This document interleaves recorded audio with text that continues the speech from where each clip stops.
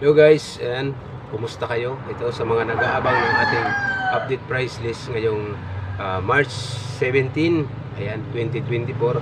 Yung iba guys, tumaas, yung iba bumaba. Ayan, ihanda mo na ang lapis o yung papel para masimulan na natin. Intro muna tayo.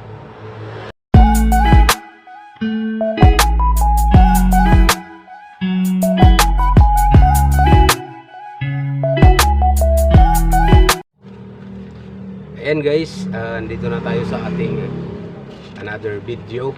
Ayan. Pag-usapan na natin ngayon guys yung presyo ng ating tanso pula is 380. Ayan, 380. Yung dilaw is 250. Ayan. Irradiator is 200 ang kilo. Condenser is 180 ang kilo. Yung aluminum is 60 per kilo. Yung jalousie is 65 pesos per kilo.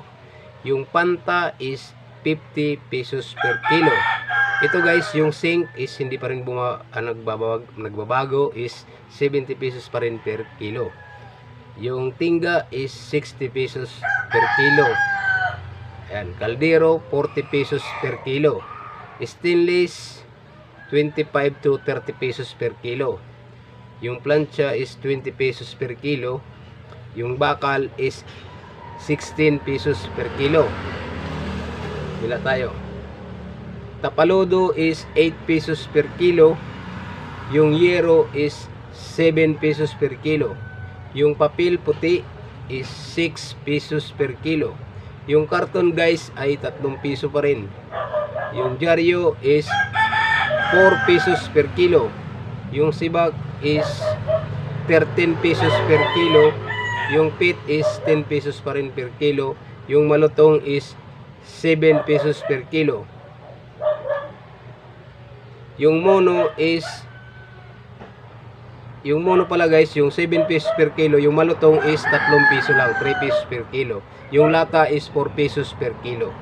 Ayan guys, at kung bago ka lang sa aming channel, pwede po kayong mag-subscribe at hit ang notification bell para lagi po kayong updated sa ating mga video gagawin about sa mga kalakal.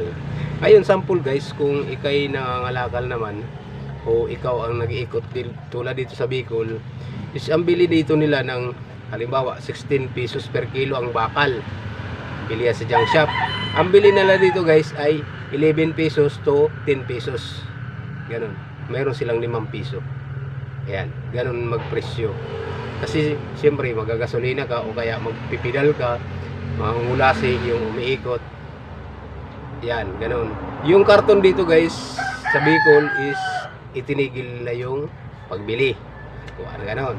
Kasi wala silang kikitain, kasi kung bibili lang nilang piso, kung ikaw naman yung nagbibenta is hindi mo naman ibibigay kasi napakababa.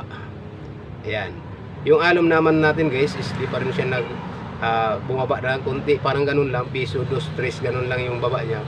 Yung aluminum halimbawa 60 pesos yung aluminum, ito 60 pesos yung aluminum yung kilo.